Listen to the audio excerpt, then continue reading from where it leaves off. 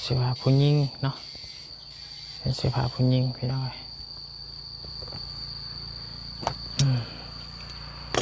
ชุด1,000 บาทเนาะอ๋อเห็นแล้วพี่น้องเนาะเห็นแล้วได้ไหมเด้อเนาะเงิน 1,000 บาทเปิดออกมาบอกกองปริศนา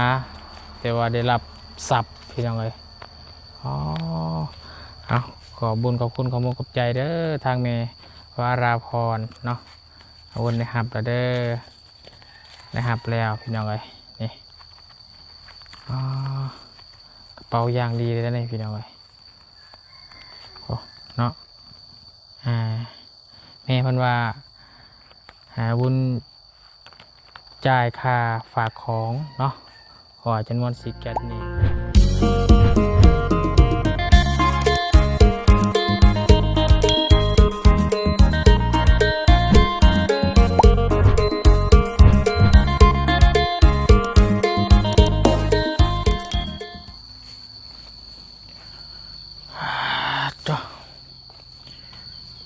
เอาพี่น้องเลยเปิดคลิปเปิดภาพออกมากะบรรยากาศเศร้าๆพี่น้องเลยเนาะแดดกำลังเริ่มขึ้นสู่ขอบฟ้าเนาะในยามเศร้ามันเนี่ยบนตื่นแต่เศร้าพี่น้องเลยกับเศร้าปันได้ดอกเนาะประมาณ6 โมงกว่าพี่น้องเลยเนาะทางบนกะนอนไว้แน่ก็ตื่นไว้แน่เป็นคนมักตื่นเศร้าอยู่แล้วพี่น้องเลยเนาะตื่นมากะมาเบิงเช็คเบิงของเนาะมีแก๊สกล่องเนาะหรือว่าแก๊สของเราเอิ้นแก๊สพี่น้องเนาะหรือว่าลังเนาะมีของ4 ลัง4 กล่องพี่น้องเลยมาจากนครนายกเนาะพี่น้องเลยส่งมาจากนครนายกจากคุณแม่วราพรเนาะเนติกุลตำบลนครนายกอำเภอเมืองจังหวัดนครนายกพี่น้องเลยผลส่งมาจากพวกแหละเนาะฝั่งไทยจังหวัดนครนายกมาให้กับประบุญเนาะเพื่อให้กับประบุญนี่เป็นสะพานบุญให้เนาะเป็นเครื่องคองไว้แจกให้กับพ่อแม่พี่น้องเขตเซโปนเนาะที่เห็นน้ำทงทางบอไปหาค้าน้ำใหม่น้ำมันบอพี่น้องเลยเนาะก็ยิบยืนให้เพิ่นเป็นน้ำจิ้มใจของเมวราพรพี่น้องเลยเนาะก่อนอื่นได้พี่น้องเด้อทางคุณสารวัตรขอกราบทักทายสบายดีพ่อแม่พี่น้องเนาะสบายดีมุ่งเพื่อนกันเบิดสุขสุขคนสบายดี FC ผู้ใหญ่ใจบุญเบิดทุกทานเด้อยินดีต้อนรับเข้าสู่ช่อง YouTube บาบุญสารวัตรไว้พี่น้องเลยจังแล้วก็ขอบุญขอบคุณขอบมุกขอบใจเนาะทางเมวราพรติกุลเด้อนอนอยู่ทางจังหวัดนครนายกเนาะทางฝั่งไทยเพิ่นก็มีน้ำจิตน้ำใจวิแบ่งเนาะเครื่องเป็นเครื่องยังไงวุ้นก็ยังบูฮู้เนาะอาจจะเป็นเสื้อผ้าเนาะยังไงเพิ่นก็ฝากมาไปแจกคนทุกคนยากพี่น้องไว้อยู่เขตเซโปนเนาะบุญก็จะมาเช็คบุญก่อนเนาะมีเครื่องยังแน่เบิ่งว่ามียังแน่พี่น้องนั้นเดี๋ยวขออนุญาตแกะเบิ่งก่อน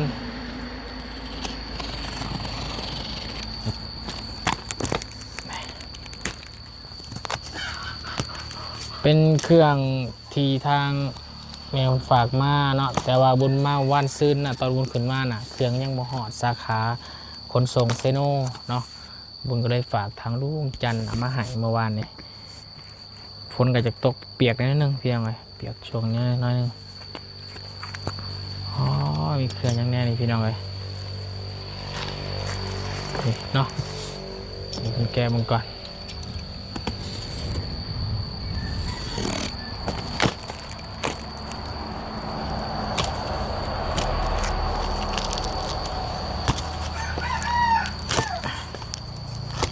และไว้ให้ครับพ่อพี่น้องที่เพิ่นหลอกขายน้ำไหม้พี่น้องน้อยใต้ต้นเลยบางทีตากแดดบางแห้งหนึ่งยังหาเราหลอกขายน้ำไหม้อยู่เป็นเสื้อผ้าคือเก่าเนาะมันมักฝากเสื้อผ้ามานี่โอ้ยังได้เนาะ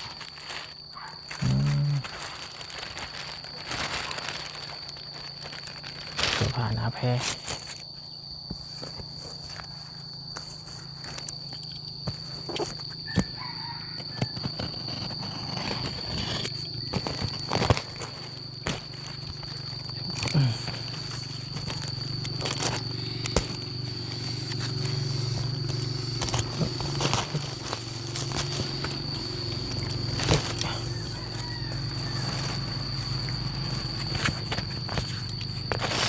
ดเลย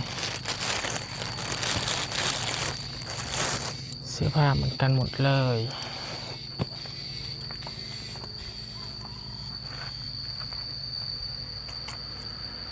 มุมแดดมันยังมืดเนี่ยพี่น้อง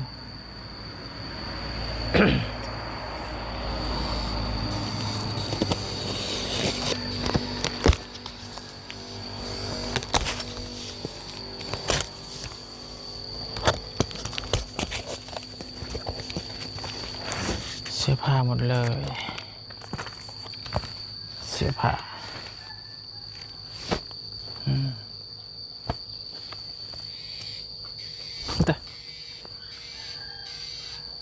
เสื้อผ้าผู้หญิงเนาะเป็นเสื้อผ้าผู้หญิงพี่น้องไปชมบอกแม่มันก่อน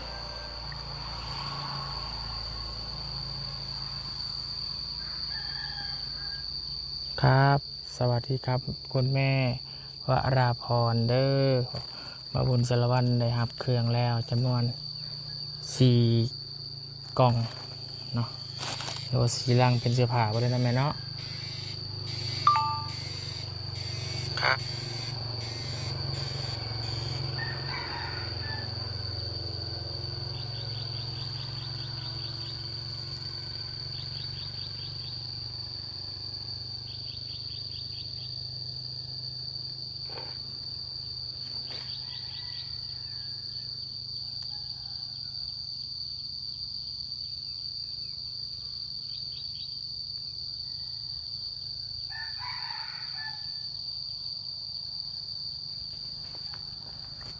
ร้อย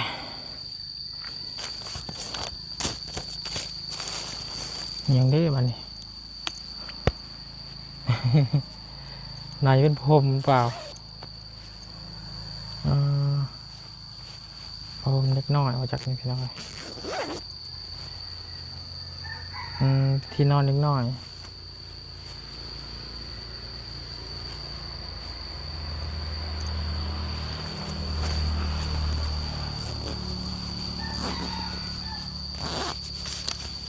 ที่นอนเด็ก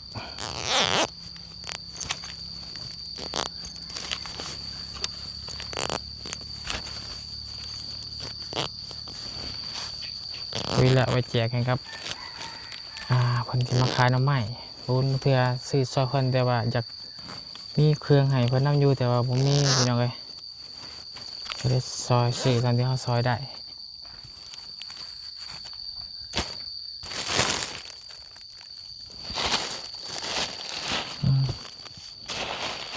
คลองมันก็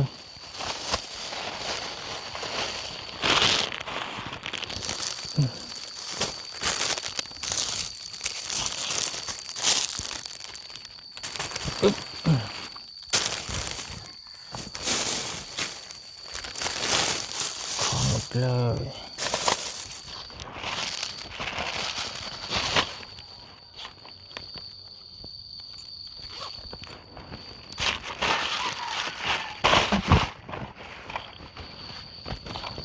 ของเล็กน้อยเล่นไปหน่อย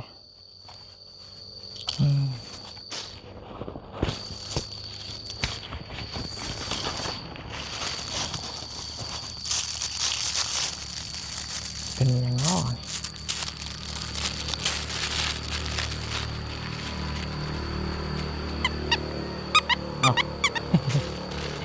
ตกใจหมดเลยมันเป็นอย่างน้อย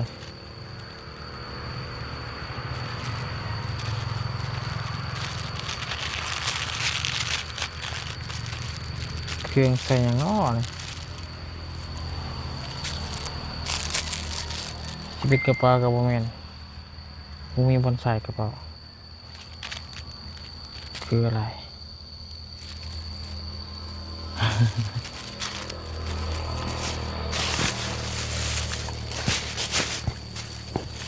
เป็นเสื้อผ้าหมดเลย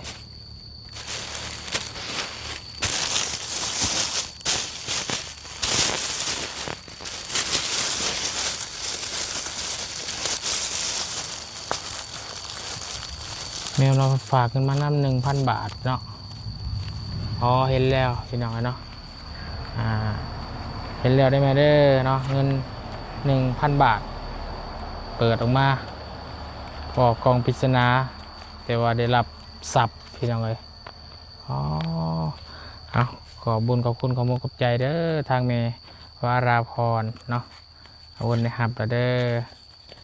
ในหับแล้วพี่น้องเลยนี่อ๋อกระเป๋ายางดีเลยนะนี่พี่น้องเลยโอ้เนาะแม่เพิ่นว่าหาวุ้น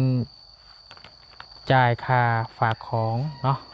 ขอจำนวน4 แก๊สนี่กะมีเครื่องเพิ่นส่งมาจากมุกกะบัวเท่าไหร่เนาะวุ้นยังบ่ได้จ่ายเพิ่นซ้ำ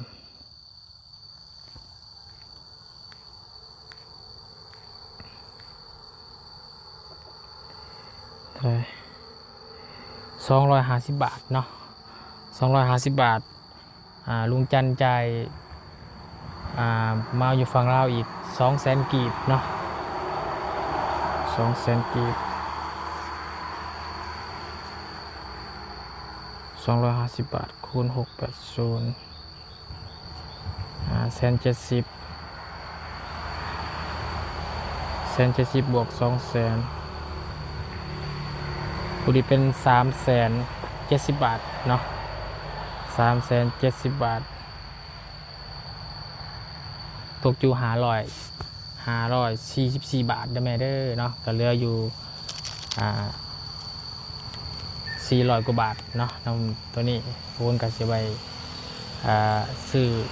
น้ำมันเนาะ ซื้อน้ำมันใส่รถนี่แหละเพื่อไปหาถ่ายคลิปถ่ายเห็นวิวแข่งงานนี่แหละพี่น้องท่านได้ขอบบุญคุณขอบใจทางแม่คนหลายเด้อเนาะได้หับแล้วเอาคือว่าโชคแล้ววันนี้พี่น้องเลยเนาะโชคแต่เศร้าได้รับกระเป๋าโชคนี่พี่น้องเลยได้รับโชคแล้วเอาเฮงยังคราวนี้แหละพี่น้องเลย ป้าพี่น้องเลยบุจิไปแจกจ่ายครับคนทุกคนยากเนาะที่อยู่ตามเขตชนบทแล้วกันพี่น้องเลย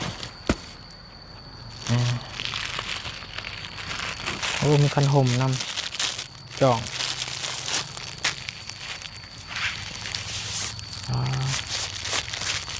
จอกน้ำพี่น้องเลย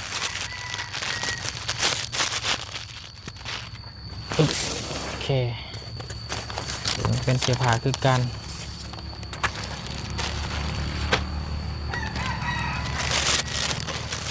เป็นเสื้อผ้าคนเฒ่าแต่ตอนนี้เนาะส่งพี่น้องส่งคนเฒ่าใส่สบายแล้วก็เป็นเสื้อเอาส่งคือกันโอ้ใส่นอนใส่ยันคักได้นี่พี่น้องเลยเนาะ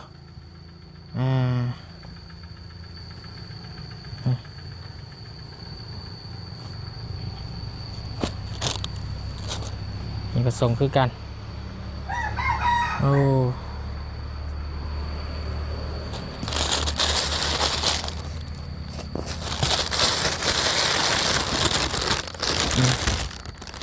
เสียส่งงามไปเลย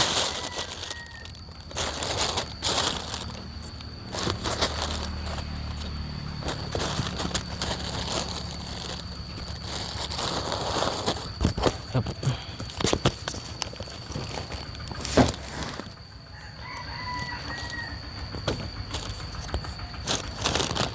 ใช่แล้ว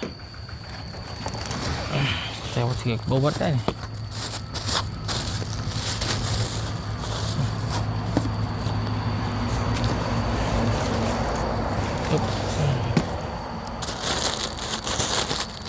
เรื่องเป็นยังพอผม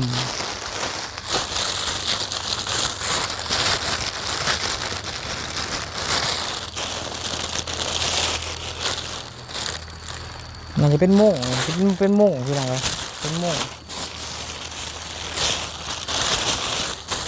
เป็นที่นอนพอผม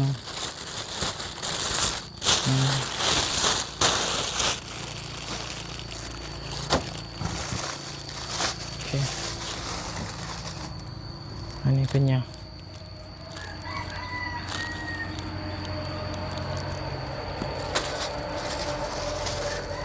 ดูว่ายังพี่น้องแล้วอาศัยผมบ่ขอบผมบ่เนี่ยน่าจะขอบผมขอบผมเนาะ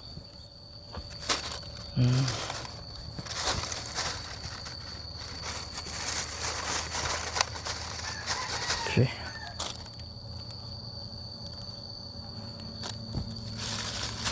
อันนี้เป็นกิบพี่น้องเลยเนาะโอ้เป็นกิบเนาะโอ้ไปให้ตอนนี้ขออนุญาตไปฝากน้องนิวเด้อนี่ ให้น้องนิวพี่น้องเลยเนาะไปตะแพงลายเนาะกับน้องนิว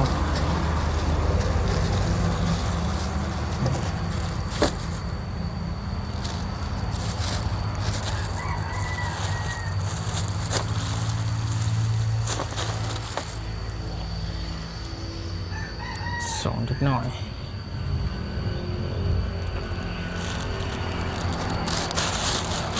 ขอลงก่อน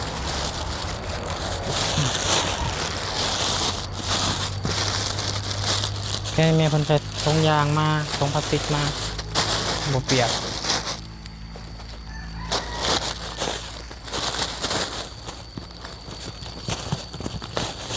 อึ๊บ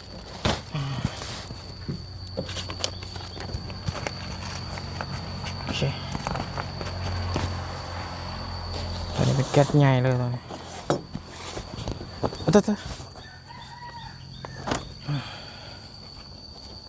เป็นเสือ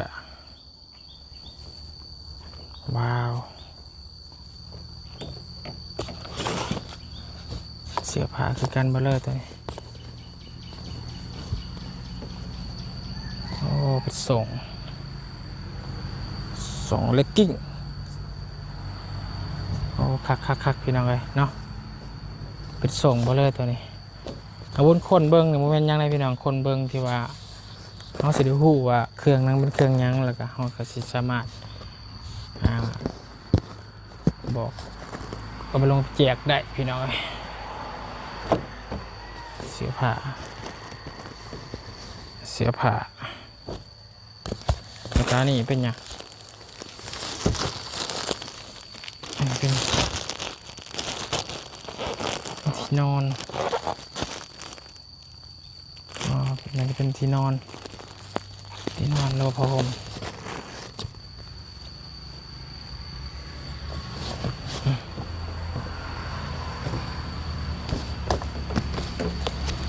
โอเคจบบริบูรณ์พี่น้องเลยจะออกไปเดินทางตอนเช้าเพื่อจะมีคนขายน้ำใหม่น้ำมันนำทางเนาะจะได้เอาเครื่องของเมวาราพรเจียกได้พี่น้องเลยเนาะก่อนอื่นนะพี่น้องเด้อขอกราบทักสบายดีเท่านึงแล้วก็ขอบคุณขอบใจทางเมวาราพรเนาะเดี๋ยวไปเบิ่งน้ำกันเนาะเจียทางที่พอยังเนี่ยไปเบิ่งน้ำกันพี่น้องเลยเนาะไปพี่น้องเลยตอนเช้าแบบนี้นี่น่าที่ยังบ่มีพี่น้องเลยคนที่มาขายน้องใหม่หรือว่าเพิ่นหลอกขายเครื่องของริมทางถนนพี่น้องจะบ่มีเพราะว่าช่วงนี้นี่เพิ่นสิไปหาก่อนเนาะเพิ่นสิตื่นแต่เช้าประมาณ4-5 โมงเช้าเพิ่นสิไปหาเพิ่นว่าสิกลับมาจากป่าน้องใหม่นี่ครับประมาณ10 โมงพี่น้องเนาะ10 โมงเพื่อมันมาส่งมาจัดใส่ธงหลอกขายนี่ธงละ 15,000 ธงละ 20,000เนี่ยเกือบ 11 โมงพอได้พี่น้องเลยเนาะเพราะว่าสังเกตเห็นแต่ละเทื่อนี่เขาไปถ่ายเวียกถ่ายงานมานี่ช่วงแดดเนาะ 11-12 โมงคนจะหลอกขายก็สิประมาณนั้นแหละพี่น้องเนาะเป็นยังบางคนก็เป็นยังคนคือบนหลอกขายตอนเช้ามันจะบ่ฮ้อนตอนเช้าเราคนไปหาพี่น้องเลยเนาะถ้าว่าคนสิไปหาไว้แล้วก็ไปหาตอนเช้าน่ะมันสิปลาโดนแล้วมันสิเหี่ยวหน่อใหม่กันมันสิบ่ขายบ่ออกเนาะนี่ก็เลยอธิบายให้ FC บางทานเพิ่นก็ยังบ่เข้าใจเป็นจังได๋นะยังคนคือหลอกขายตามยามแดดร้อนคือบ่หลอกขายยามแมลงหรือว่า ยังมื้อเช้าพี่น้องเลยเนาะนี่แหละเพิ่นก็เลยได้น้อยใหม่ๆสดๆมารอขายเลยเพราะว่าลูกค้าหรือว่าคนส่วนหลายนี่เห็นใหม่ๆขาวๆสดๆนี่แม่นจะซื้อหรือว่าขายดีพี่น้องเลยเนาะทุกคนกับพาพี่พาน้องเลาะบ่มีพี่น้องเลยเนาะพุ่นแหละในช่วงถึงเที่ยงเลาะไปแถวริมทางเพราะว่าเขาจะเห็นคนดุคนมันเนาะในแคนทานคนดุคนต้องมาหาเลาะขายอุจักขายอุจักทำมาหากินเขาก็จะมอบให้แบบนั้นแหละดีกว่าเขาให้มอบไปอยู่เพื่อนอยู่เพื่อนน้องผู้กับคนเป็นแบบใดนะพี่น้องอันนี้เขาเห็นแบบคือผู้ใหญ่คนนี้แล้วคนก็ดีใจน้องคนนี้น่าช่วยเหลือหรือว่าบุคคลนี้ขยันกับน่าช่วยเหลือพี่น้องเนาะเดี๋ยวเบิ่งกันสิเลาะต่อไปเนาะแต่ว่าตอนเช้านี่ผู้มีอะไรพี่น้องก็จะได้ขออนุญาตจบคลิปก่อนไปเนาะเราไปสุดฝุ่นแล้วผู้สูมีแหละเนาะยามเสาร์ผู้สูมีอันยามตอนเที่ยงแล้วกันเนาะพี่น้องเลยสังเกตเบิ่งบ่มีเลยถ้ามีสิมีแม่น่ะแถวเขตบันดงหรือบนกายมากินอาจจะมีถ้าว่ายามเที่ยงเนาะแต่ว่าตอนเช้านี่บ่มีแน่นอนพี่น้องเลยเนาะไปโอเคเด้อพี่น้องเด้อสำหรับคลิปนี้บุญขอลาก่อนแล้วพอกันในคลิปหน้าก็แล้วกันเนาะคลิปนี้ก็ขอบุญขอขอบใจเนาะวันนี้ก็จะมีเบิ่งสร้างเนาะอยู่บ้านน้องใจดีเนาะเพราะว่าเพิ่นเอาแผ่นใหม่ชละมาแล้วก็พร้อมด้วยแผ่นหลังคาเนาะอาวุธออกมาคนเดียวตอนเช้าเพราะว่าอาจารย์ล่าหรือว่าทางมาเพิ่งลืมจันกันยังบ่ตื่นเนาะคนตื่นสวยคนมาตื่นสวยเราพอดีแต่ประมาณ7 โมง 8 โมงคนตื่นพอดีงามแต่บุญตื่นเช้าคุยกันมาตื่นเช้าเนาะเดี๋ยวออกมาหรอกหาคลิปถ่ายคลิปให้พี่น้องไปทำชมก่อนเด้อพี่น้องเด้อเนาะช่วงนี้ก็ลุยแน่ช่วงนี้เนาะหาถ่ายคลิปวิดีโอแน่เนาะวิวบ่ค่อยหลายแต่ว่าอาศัยลงคลิปไว้หลายเอาพี่น้องเลยเนาะเอาก็ได้ไปอยู่ดีไม่แห้งเลยพี่น้องเด้อสำหรับที่ขอบุญขอบใจวราพรเนาะอยู่นครนายกเด้อพร้อมกับครอบครัวขอให้แม่อยู่ดีไม่แห้งสุขกายสบายใจเด้อทานเสื้อผ้าหนาแพร่ให้คนทุกคนอยากขอให้บุญเลยกุศลหลายๆเนาะไปอยู่ดีไม่แห้งพอกันคลิปหน้าก็แล้วกันคลิปนี้สบายดีเด้อพี่น้องเด้อไปเลาะไปบ้านนอกแหละเมืองสางเนาะ